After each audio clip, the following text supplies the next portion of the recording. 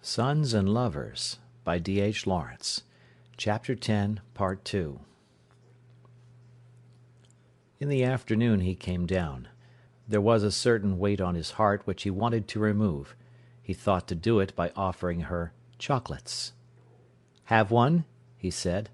"I bought a handful to sweeten me up." To his great relief she accepted. He sat on the workbench beside her machine, twisting a piece of silk round his finger. She loved him for his quick, unexpected movements, like a young animal. His feet swung as he pondered. The sweets lay strewn on the bench. She bent over her machine, grinding rhythmically, then stooping to see the stocking that hung beneath, pulled down by the weight. He watched the handsome crouching of her back and the apron strings curling on the floor. "There is always about you," he said, "a sort of waiting. Whatever I see you doing, you're not really there. You are waiting, like Penelope when she did her weaving." He could not help a spurt of wickedness. "I'll call you Penelope," he said. "Would it make any difference?" she said, carefully removing one of her needles. "That doesn't matter, so long as it pleases me. Here, I say, you seem to forget I'm your boss. It just occurs to me." "And what does that mean?" she asked coolly. "It means I've got a right to boss you."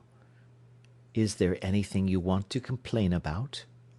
"Oh, I say, you needn't be nasty," he said angrily. "I don't know what you want," she said, continuing her task. "I want you to treat me nicely and respectfully." "Call you sir, perhaps?" she asked quietly. "Yes, call me sir. I should love it." "Then I wish you would go upstairs, sir." His mouth closed, and a frown came on his face. He jumped suddenly down. "You're too blessed superior for anything," he said.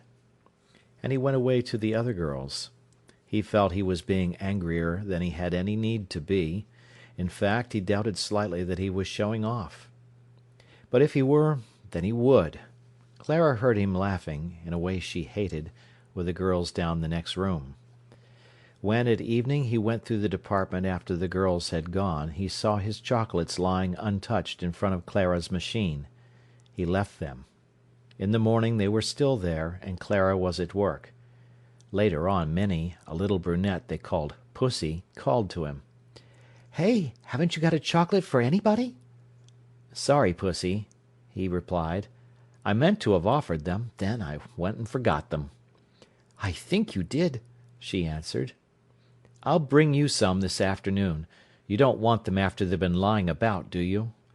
"Oh, I'm not particular," smiled Pussy. "Oh, no," he said. "They'll be dusty."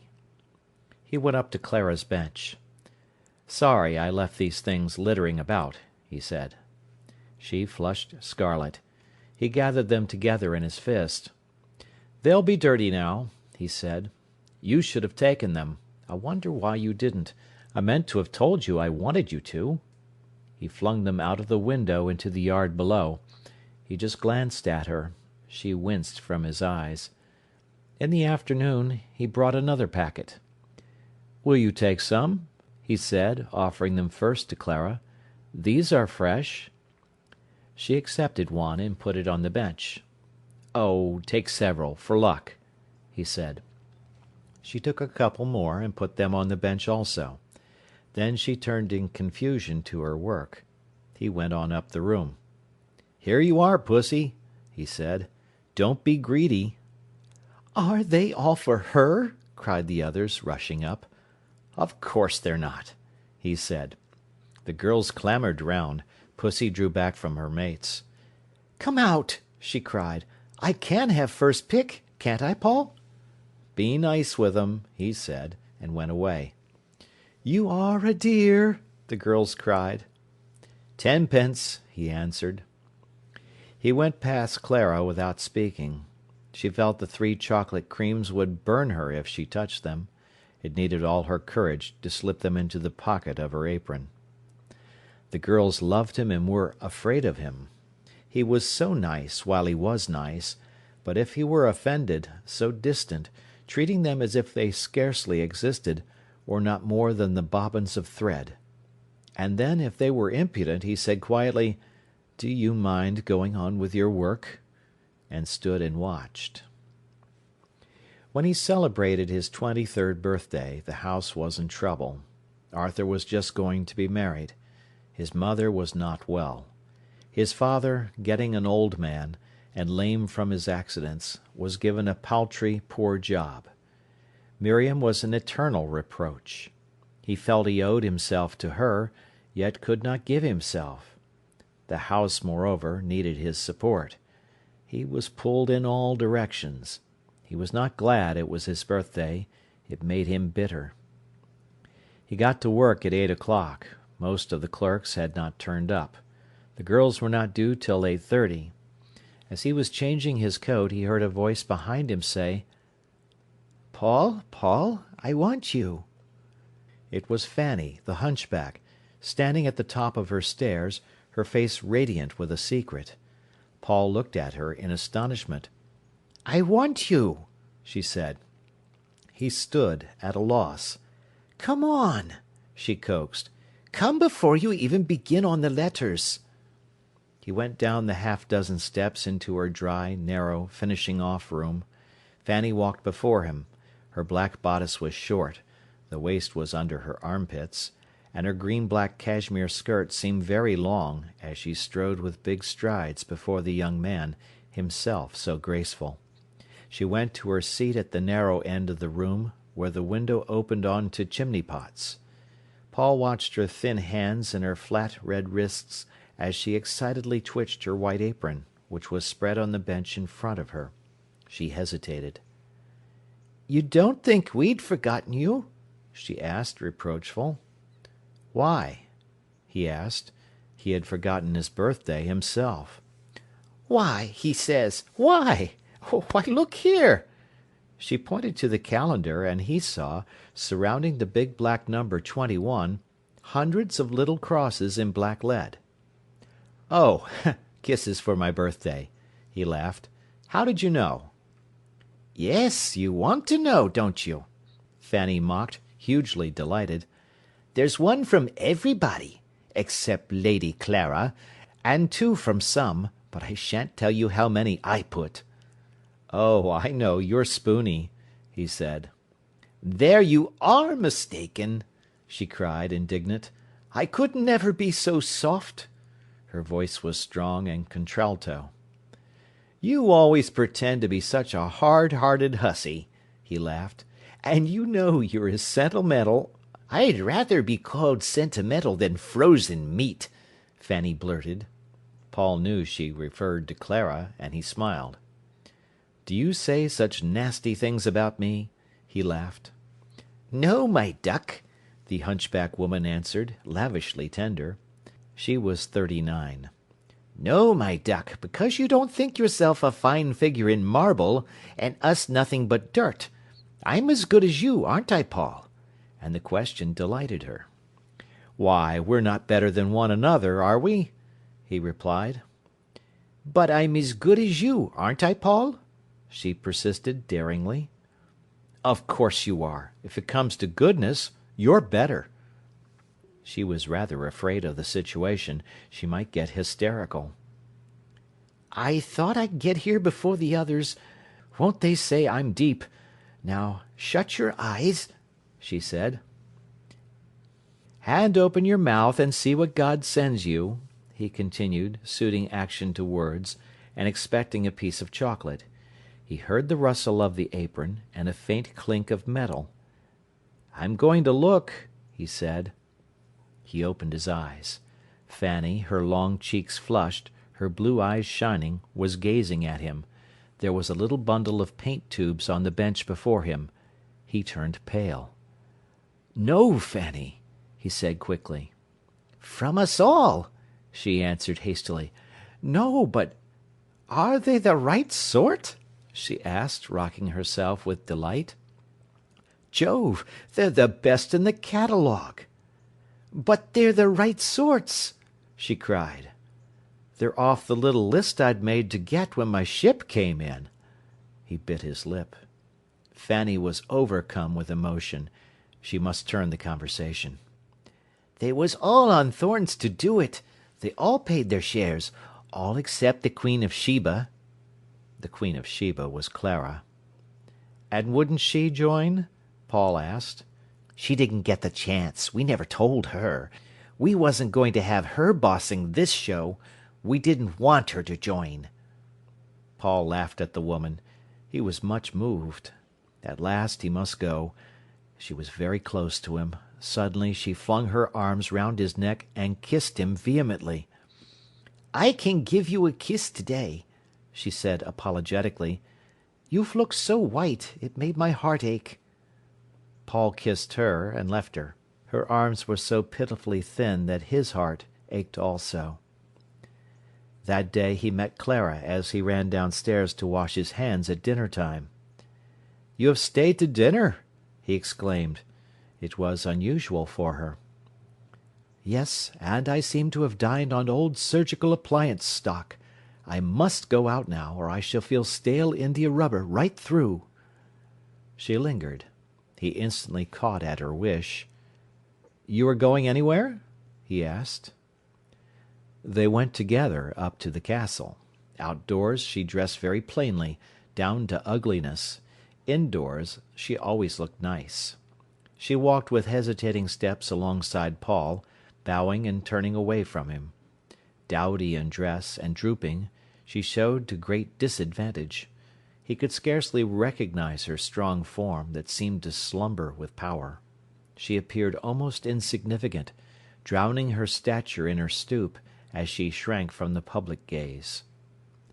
The castle grounds were very green and fresh. Climbing the precipitous ascent, he laughed and chattered, but she was silent, seeming to brood over something. There was scarcely time to go inside the squat, square building that crowns the bluff of rock. They leaned upon the wall where the cliff runs sheer down to the park. Below them, in their holes in the sandstone, pigeons preened themselves and cooed softly. Away down upon the boulevard at the foot of the rock, tiny trees stood in their own pools of shadow, and tiny people went scurrying about in almost ludicrous importance. "You feel as if you could scoop up the folk like tadpoles, and have a handful of 'em," he said. She laughed, answering, "Yes, it is not necessary to get far off in order to see us proportionately. The trees are much more significant." "Bulk only," he said. She laughed cynically. Away beyond the boulevard the thin stripes of the metals showed upon the railway track, whose margin was crowded with little stacks of timber, beside which smoking toy engines fussed. Then the silver string of the canal lay at random among the black heaps. Beyond, the dwellings, very dense on the river flat, looked like black poisonous herbage, in thick rows and crowded beds, stretching right away, broken now and then by taller plants, right to where the river glistened in a hieroglyph across the country. The steep scarp cliffs across the river looked puny. Great stretches of country darkened with trees and faintly brightened with cornland spread towards the haze, where the hills rose blue beyond grey. "It is comforting," said Mrs. Dawes, "to think the town goes no farther.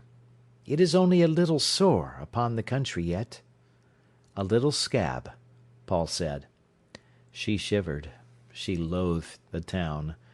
Looking drearily across at the country which was forbidden her, her impassive face, pale and hostile, she reminded Paul of one of the bitter, remorseful angels. "But the town's all right," he said. "It's only temporary. This is the crude, clumsy makeshift we've practised on, till we find out what the idea is. The town will come all right." The pigeons in the pockets of rock, among the perched bushes, cooed comfortably. To the left the large church of St. Mary rose into space to keep close company with the castle, above the heaped rubble of the town. Mrs. Dawes smiled brightly as she looked across the country. "I feel better," she said. "Thank you," he replied. "Great compliment." "Oh, my brother!" she laughed. That's snatching back with the left hand what you gave with the right, and no mistake," he said. She laughed in amusement at him. "But what was the matter with you?" he asked. "I know you were brooding something special. I can see the stamp of it on your face yet." "I think I will not tell you," she said. "All right, hug it," he answered. She flushed and bit her lip. "No," she said. "It was the girls." "What about 'em?" Paul asked. "They have been plotting something for a week now, and today they seem particularly full of it. All alike, they insult me with their secrecy." "Do they?" he asked in concern. "I should not mind," she went on in the metallic, angry tone, "if they did not thrust it into my face, the fact that they have a secret." "Just like women," said he. "It is hateful, their mean gloating," she said intensely. Paul was silent. He knew what the girls gloated over. He was sorry to be the cause of this new dissension. "They can have all the secrets in the world," she went on, brooding bitterly, "but they might refrain from glorying in them, and making me feel more out of it than ever. It is almost unbearable." Paul thought for a few minutes. He was much perturbed. "I will tell you what it's all about," he said, pale and nervous. "It's my birthday, and they've bought me a fine lot of paints, all the girls. They're jealous of you." He felt her stiffen coldly at the word jealous. "Merely because I sometimes bring you a book," he added slowly. "But you see, it's only a trifle. Don't bother about it, will you? Because—" he laughed quickly. "Well, what would they say if they saw us here now, in spite of their victory?" She was angry with him for his clumsy reference to their present intimacy. It was almost insolent of him. Yet he was so quiet she forgave him, although it cost her an effort. Their two hands lay on the rough stone parapet of the castle wall. He had inherited from his mother a fineness of mould, so that his hands were small and vigorous. Hers were large, to match her large limbs, but white and powerful looking. As Paul looked at them, he knew her. "She is wanting somebody to take her hands, for all she is so contemptuous of us," he said to himself. And she saw nothing but his two hands, so warm and alive, which seemed to live for her. She was brooding now, staring out over the country from under sullen brows. The little, interesting diversity of shapes had vanished from the scene. All that remained was a vast, dark matrix of sorrow and tragedy, the same in all the houses and the river flats, and the people and the birds. They were only shapen differently. And now that the forms seemed to have melted away, there remained the mass from which all the landscape was composed, a dark mass of struggle and pain. The factory, the girls, his mother, the large uplifted church, the thicket of the town, merged into one atmosphere, dark, brooding, and sorrowful, every bit. "Is that 2 o'clock striking?" Mrs. Dawes said in surprise. Paul started, and everything sprang into form, regained its individuality, its forgetfulness, and its cheerfulness. They hurried back to work. When he was in the rush of preparing for the night's post, examining the work up from Fanny's room, which smelt of ironing, the evening postman came in. "Mr. Paul Morel," he said, smiling, handing Paul a package. "A lady's handwriting. Don't let the girls see it." The postman, himself a favourite, was pleased to make fun of the girls' affection for Paul. It was a volume of verse with a brief note. "You will allow me to send you this, and so spare me my isolation. I also sympathise, and wish you well. C.D." Paul flushed hot. Good Lord, Mrs. Dawes! She can't afford it. Good Lord, who'd ever have thought it? He was suddenly intensely moved. He was filled with the warmth of her. In the glow he could almost feel her as if she were present, her arms, her shoulders, her bosom, see them, feel them, almost contain them. This move on the part of Clara brought them into closer intimacy. The other girls noticed that when Paul met Mrs. Dawes, his eyes lifted and gave that peculiar bright greeting which they could interpret. Knowing he was unaware, Clara made no sign, save that occasionally she turned aside her face from him when he came upon her.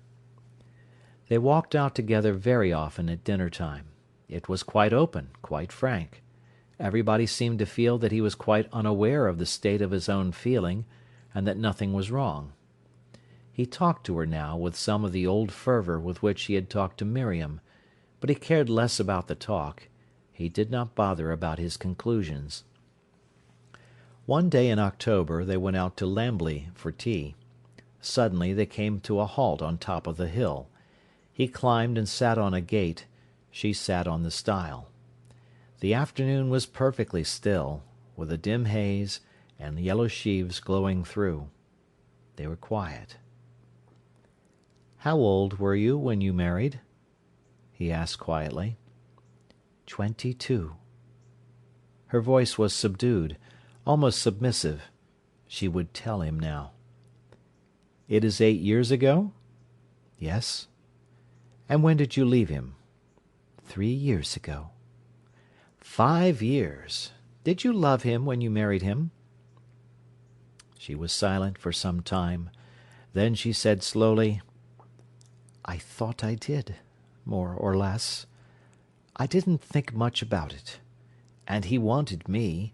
I was very prudish then." "And you sort of walked into it without thinking?" "Yes. I seem to have been asleep nearly all my life." "Somnambule! But when did you wake up?" "I don't know that I ever did, or ever have, since I was a child." "You went to sleep as you grew to be a woman? How queer! And he didn't wake you?" "No, he never got there," she replied in a monotone. The brown birds dashed over the hedges where the rose hips stood naked and scarlet. "Got where?" he asked. "At me. He never really mattered to me." The afternoon was so gently warm and dim. Red roofs of the cottages burned among the blue haze. He loved the day. He could feel, but he could not understand, what Clara was saying. "But why did you leave him? Was he horrid to you?" She shuddered lightly. He sort of degraded me.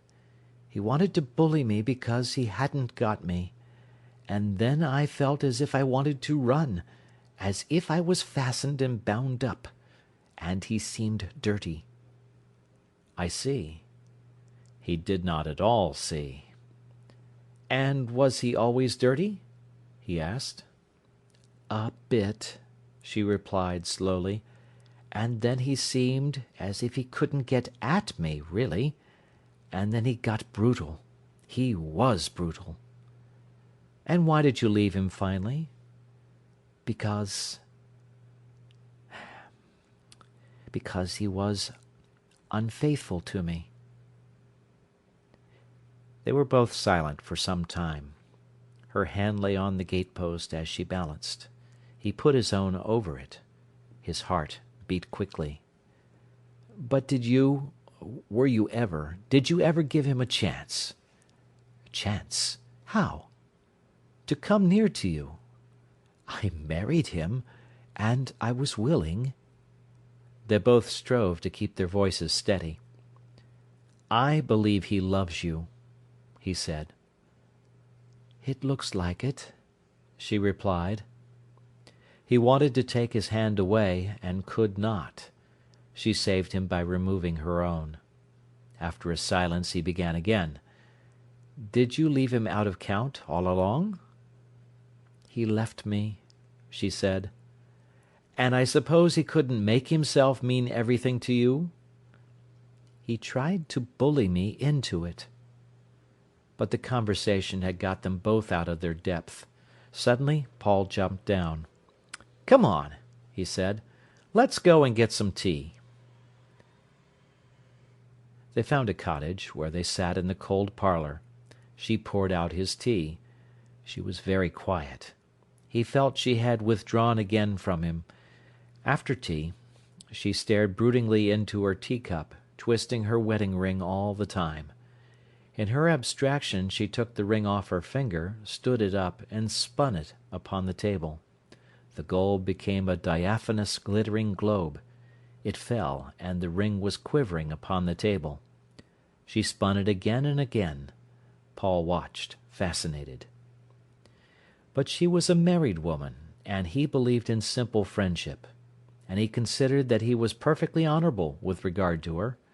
It was only a friendship between man and woman, such as any civilised persons might have. He was like so many young men of his own age. Sex had become so complicated in him that he would have denied that he ever could want Clara or Miriam, or any woman whom he knew. Sex desire was a sort of detached thing, that did not belong to a woman. He loved Miriam with his soul. He grew warm at the thought of Clara. He battled with her. He knew the curves of her breast and shoulders as if they had been moulded inside him, and yet he did not positively desire her. He would have denied it for ever. He believed himself really bound to Miriam. If ever he should marry, some time in the far future, it would be his duty to marry Miriam. That he gave Clara to understand, and she said nothing, but left him to his courses. He came to her, Mrs. Dawes, whenever he could. Then he wrote frequently to Miriam, and visited the girl occasionally. So he went on through the winter, but he seemed not so fretted. His mother was easier about him. She thought he was getting away from Miriam.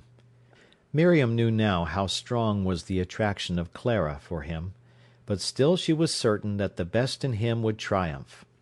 His feeling for Mrs. Dawes, who moreover was a married woman, was shallow and temporal compared with his love for herself. He would come back to her, she was sure, with some of his young freshness gone, perhaps, but cured of his desire for the lesser things which other women than herself could give him. She could bear all if he were inwardly true to her and must come back. He saw none of the anomaly of his position. Miriam was his old friend, lover, and she belonged to Bestwood and home and his youth. Clara was a newer friend, and she belonged to Nottingham, to life, to the world. It seemed to him quite plain. Mrs. Dawes and he had many periods of coolness, when they saw little of each other, but they always came together again. "Were you horrid with Baxter Dawes?" he asked her. It was a thing that seemed to trouble him. "In what way?" "Oh, I don't know. But weren't you horrid with him? Didn't you do something that knocked him to pieces?" "What, pray?" "Making him feel as if he were nothing. I know," Paul declared. "You are so clever, my friend," she said coolly. The conversation broke off there, but it made her cool with him for some time. She very rarely saw Miriam now. The friendship between the two women was not broken off, but considerably weakened. "Will you come in to the concert on Sunday afternoon?" Clara asked him just after Christmas.